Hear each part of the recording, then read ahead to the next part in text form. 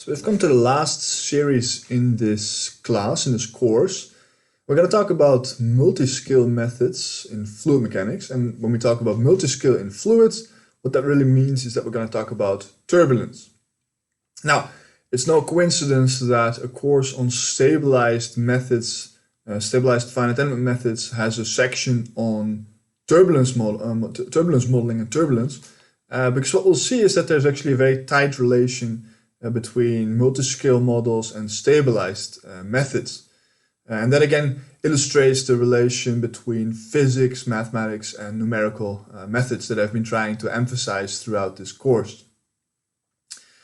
So in the first couple of videos, I want to explain a little bit what turbulence is. And I think I'm going to do that in 3 parts. Now, it should be said, though, that the theory of turbulence and numerical modeling thereof could encompass a complete course. So me trying to do that in just a handful of videos, of course, means that I'm going to have to skim over the material quite aggressively. But that is because this is not a course on fluid mechanics per se, and not a course on turbulence, but a course on stabilized methods. So I'll try to pinpoint precisely the things that we will need to understand our stabilized methods from a deeper perspective, in a certain sense. Okay, so let's get right to it. The term that you often hear when people start talking about turbulence is the Reynolds number. And I mentioned the Reynolds number already a couple of times, but I never really explained what it was. So I'm actually going to start with that for those of you that are not familiar with the term. So the Reynolds number is a number that we use to non-dimensionalize the Navier-Stokes equations, the equations of fluid motion. And this is interesting because we often want to build scale models of our object of interest. And I have an example on the right here that we actually performed ourselves. I think I also showed the simulations that correspond to this this project before. This concerned like the fluttering of a certain road sign. And we were involved with the numerical modeling thereof, but there were other people that did experimental work. Now, it's very tedious and difficult, and in some cases impossible to perform high fidelity experiments on a true sized model. So what we do is we build a smaller scale model and we put that in either a wind tunnel, as you can see on the top right, or in a tow tank is what we also did in the bottom right here. So tow tank is filled with water, and in the center you see the scale model. Yeah, so I would say that's like a scale of a factor of, if I recall correctly, it was something like I want to say 60, but I'm not 100% sure actually. So by itself, it's not so obvious that we can use a scaled model and expect to get similar results.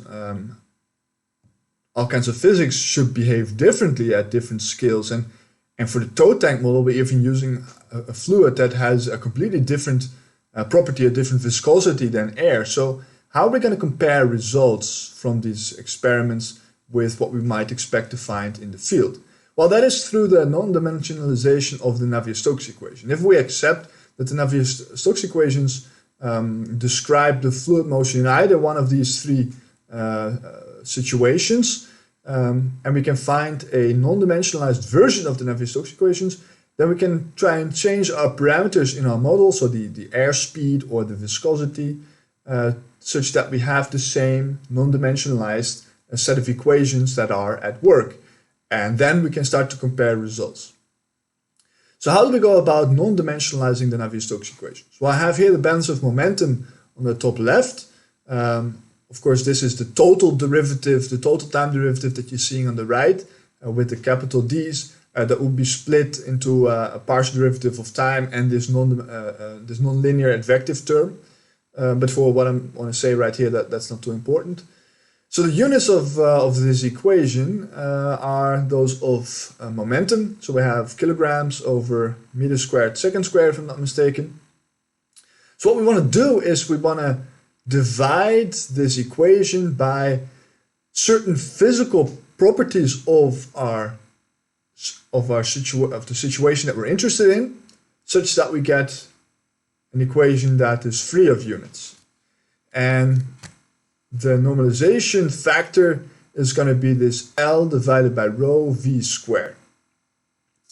So we're going to take a characteristic length of our simulation, and in principle, or not a simulation, sorry, of our physical problem. And in principle, that could be anything. It actually doesn't matter. It's just a thing that you're going to compare between the different scenarios. So we could take the height of the sign. We could take any one of its length dimensions.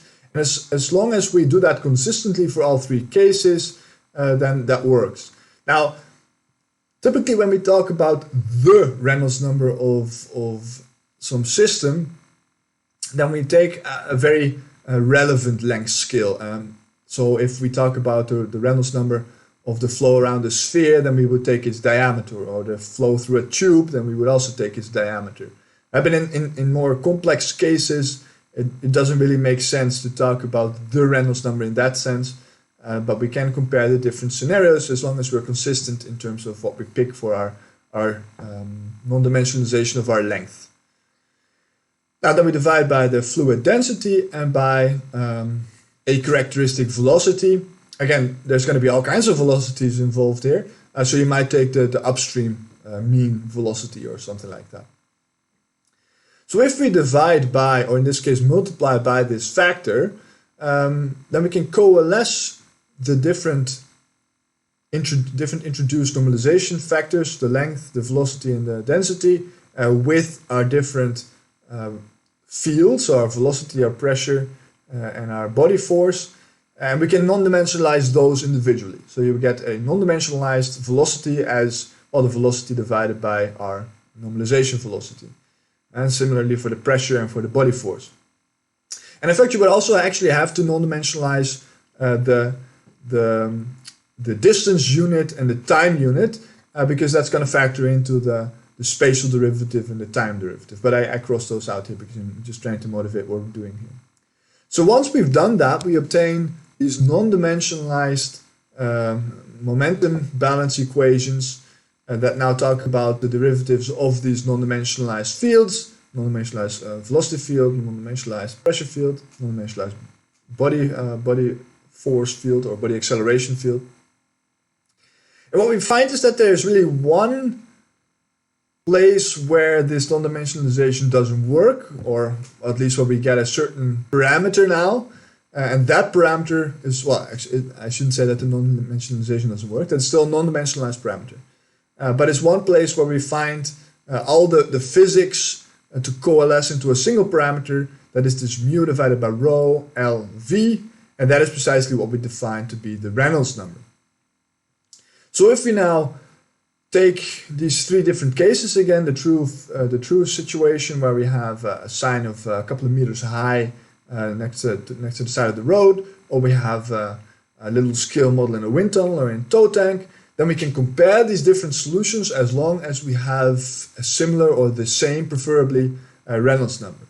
So if we decrease the size of our model, so it's just the one in the wind tunnel, but use the same material, air, or the same fluid, air, then you would have to significantly increase the velocity in order for the L to balance the V in the Reynolds number. But if we also change the fluid, so it has a different density and it has a different viscosity, then we have a different normalization of the velocity in order to get the same Reynolds number. And if, in effect, that actually means that I think you would need a lower velocity to get the same Reynolds number. So that's the basic idea behind the Reynolds number. Now, I might have a bit of a funny title to this slide, though. I'm talking about advective dominance, and this is already where I kind of want to make the parallel to what we've done before. When we talked about the advection diffusion equations, and we wanted to understand the stability of these equations, not necessarily for a numerical method, but we also talked about just the stability of the partial differential equations.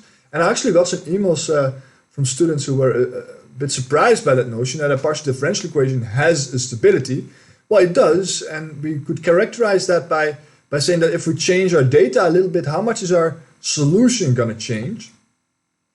And we we went through the steps of building up that notion by talking about the non-dimensionalized advection, or we normalized by the advective magnitude. And then we got this diffusion over advection in our equations, and then we saw that when you get higher advective or a lower diffusive partial differential equation, then our solution became much more sensitive to the data. And that is precisely what the stability of the partial differential equation I talked about. And in a sense, that's also precisely what the Reynolds number is telling us right here. So this is also a normalization of our diffusion versus our advection.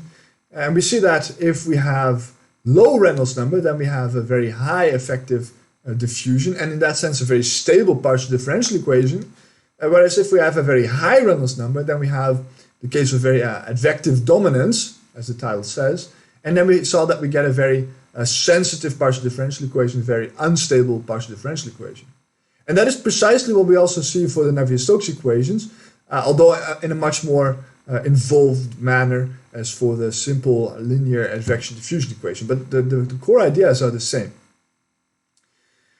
So this is just the number that characterizes the level of advective dominance, the instability of the partial differential equation, and that's what's going to lead to turbulence. But that doesn't mean that we've talked about turbulence yet. And it's actually kind of difficult to talk about turbulence, because turbulence doesn't really have a very clear definition. There's no set of rules that dictate if a certain flow field is defined to be turbulent or not rules in the sense of actual equations. We have rules of thumb, and we'll get to that. But the key point that I'm trying to make here is that turbulence is one of those things that you kind of know it when you see it. And in order to get a feel for that, I first want to show a bunch of pictures of fluid flow for different Reynolds number that transition slowly to turbulence. And these pictures come from actually a beautiful book called An Album of Fluid Motion. I've seen this book, but it's missing from my collection. It's still one of the books that I really like to have. And it's just a book that has pages and pages of pictures of fluid motions with very minimal descriptions. So here we have the fluid or the flow around a sphere or a cylinder. I'm not 100% sure what this was. And first we're going to talk about the case where we have a very low Reynolds number. So Reynolds number is much, much smaller than 1. So they probably used like a very viscous fluid in order to perform this experiment to make this picture. And what we see is that the flow behaves very regularly. And we see these different lamina of the flow. And we call this laminar flow. Lamina means layers. I think it's a Latin word. So the flow behaves where in such a way that the different layers remain parallel, so they don't mix. So this would be a very stable configuration if we think about the relation between a Reynolds number and stability. So what that would mean is that if we would perturb our flow a little bit, if we would change our initial conditions, if I would maybe wiggle around the sphere or anything along those lines, well, that would mean that the flow is not going to change too much. It might have a small impact, but it would settle again. So that's the relation between stability and the Reynolds number. Whereas if we start to increase the Reynolds number, then we see that this stability of the flow becomes less and less. This is still a very moderate Reynolds number, 1.5, and we still see these lamina, but we see that, well, the flow is not quite as symmetric anymore at the very least.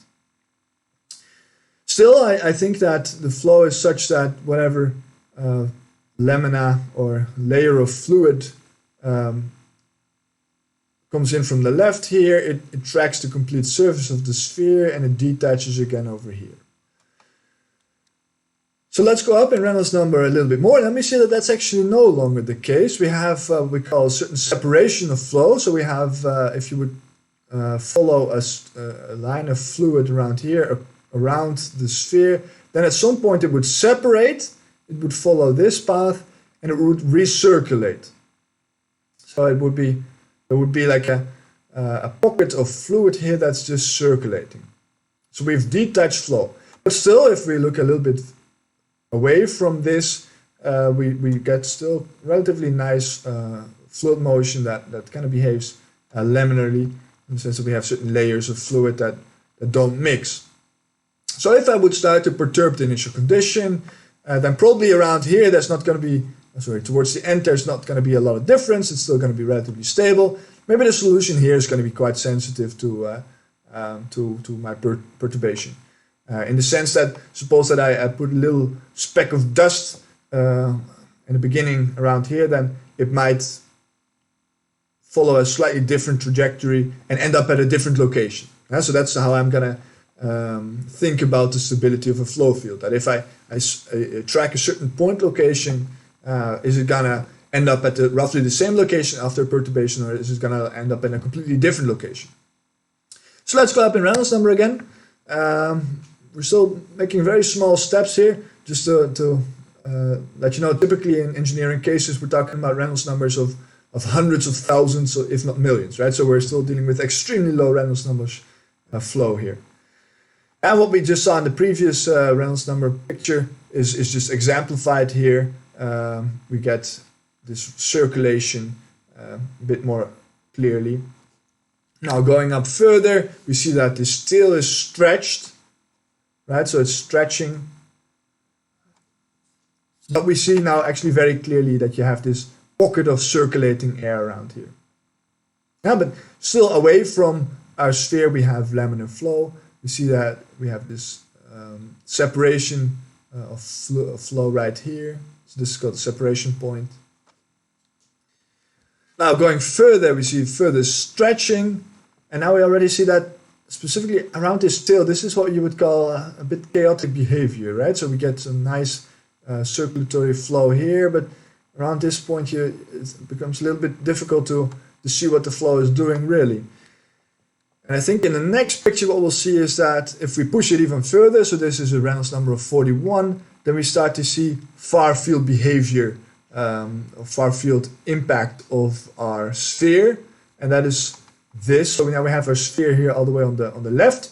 So now we've pushed it so far that this pocket of recirculating air is no longer isolated. And actually what's going to happen is that periodically one of these pockets is going to be larger than the other, and it's going to fall over the other one, and it's going to detach completely, and that's going to circulate, keep on circulating downstream. And after that pocket has detached, the other one is bigger than the first one, and it's going to fall over the first one, and it's going to detach. And this is a periodic motion of detaching circulatory flow, and this is what we call vortex shedding.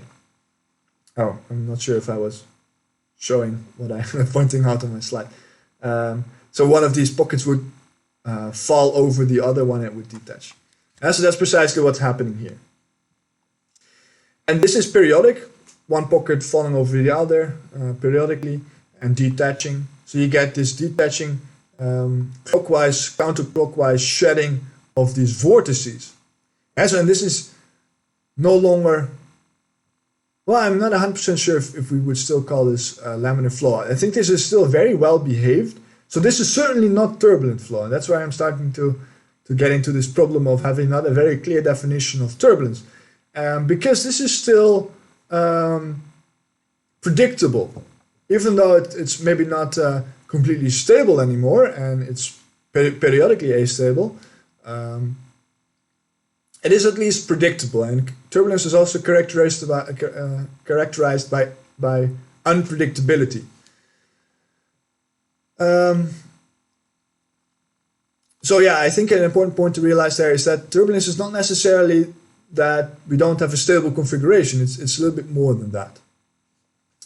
Okay, so then if we push it further, this is 140, now we go all the way to 2000, and then we see that this circulating air, well, it doesn't quite circulate anymore, it's just chaotic really.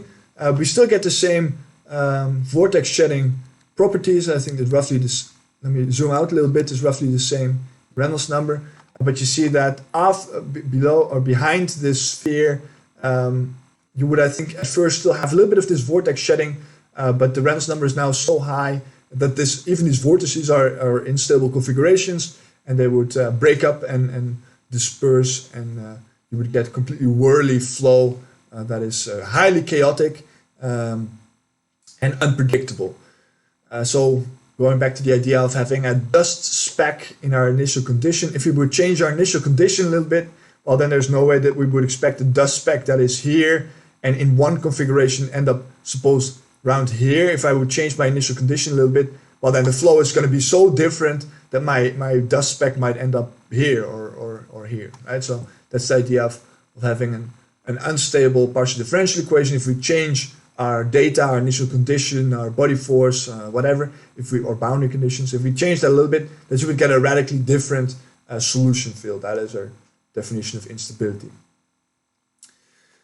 Okay, so now we've seen a couple of pictures, and I think that we got to the stage where we can try and characterize turbulence with a couple of rules of thumb, or a couple of keywords.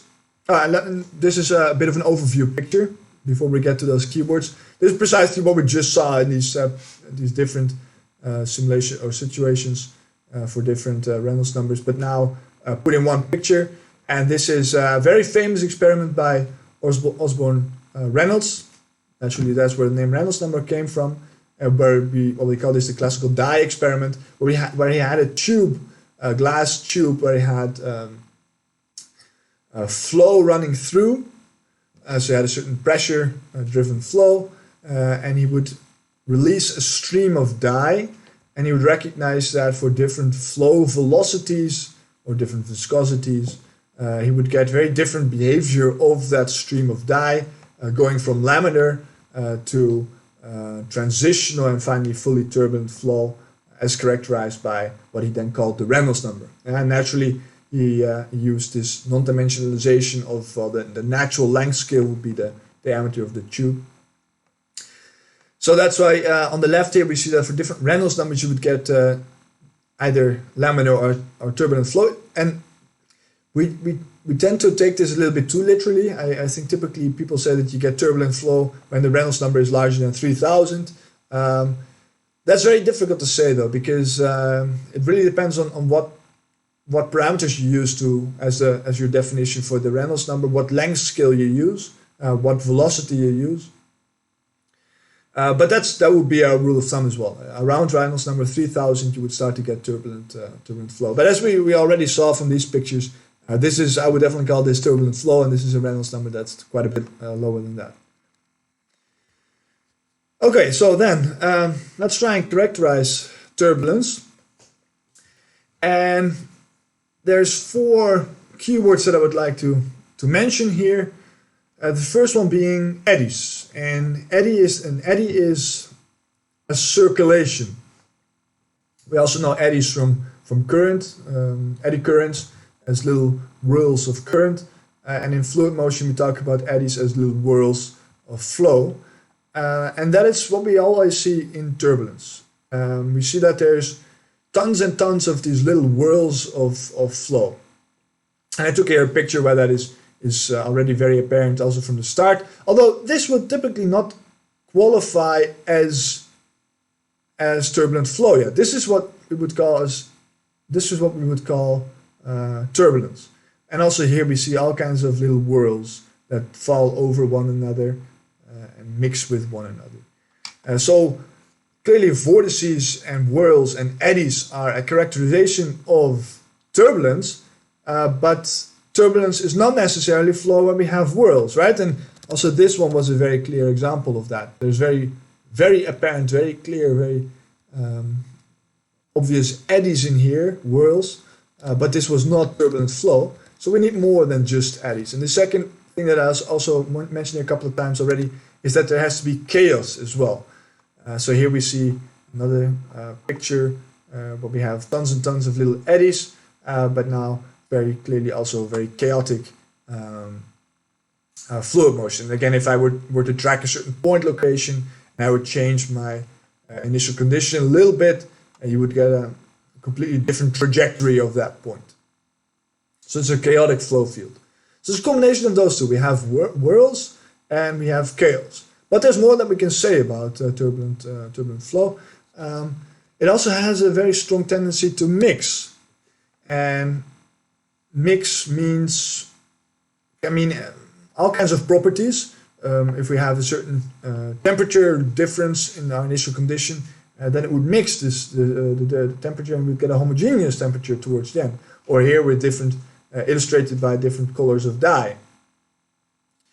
And very specifically, what we often talk about when we talk about the mixing in turbulence, it's the mixing of momentum. Right? The Navier-Stokes equations are in part a balance of momentum equations, and turbulence is precisely the scenario where this momentum is being mixed and also diffused in that sense. So turbulence has a diffusive behavior, and that is actually going to be very important because that is precisely how we're going to introduce a turbulence model as something that mixes, as diffusion. And lastly, it's actually very important to realize that turbulence is fundamentally three-dimensional. So often we see pictures of simulations of turbulence, suppose an airfoil, so people are interested in modeling just the cross-section of a wing. That's what we call an airfoil. And the behaviors of this wing in terms of its lift over drag is going to be highly impacted by, well, the turbulent nature of the flow. So if people then were to simulate that, and they would use a 2D simulation, so just a slice of that wing, that really doesn't make a lot of sense because turbulence is fundamentally 3D. You would really need to take a certain thickness of this wing to get anything that resembles turbulence. And the reason for that is something that we call vortex stretching. Now we talked about eddies being a very important characteristic of turbulence. So those are little whirls. And in 3D, what's going to happen all the time in fluid motion is that these whirls, they stretch along the third axis. And then they thin and they start to spin up. So where you have a certain circulatory flow at a certain time, that flow is going to thin, going to speed up, and it's going to stretch. And naturally, that is a phenomenon that can only occur if you have three-dimensional flow, that is stretching in the third axis. And you can actually show this quite beautifully by looking at the Navier-Stokes equations and taking, I believe, a certain curl operator. And then you see that this turbulence is vortex, the total amount of vorticity in the flow can only increase or in average increases, and that is due to this vortex stretching. But in order to do that, in order to take the curl properly, you would need to have at least a three-dimensional scenario. And in 2D, you actually get completely the opposite. So where in 3D we have this thinning of large eddies to smaller eddies that speed up, in 2D we have the opposite. Small eddies coalesce with other small eddies to form bigger eddies, and that's because of, well, the conservation of angular momentum.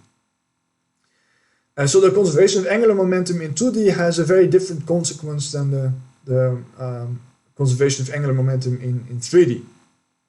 And that's what we're also showing here, or what I'm showing here in this picture, where you see these little streaks of stretched vortices. So that's also a very important characteristic of turbulence. Let me see, was this already what I... Yeah, sorry. That's what I had in mind as the end of this first video. I have two more videos that I plan to make on just the introduction to turbulence.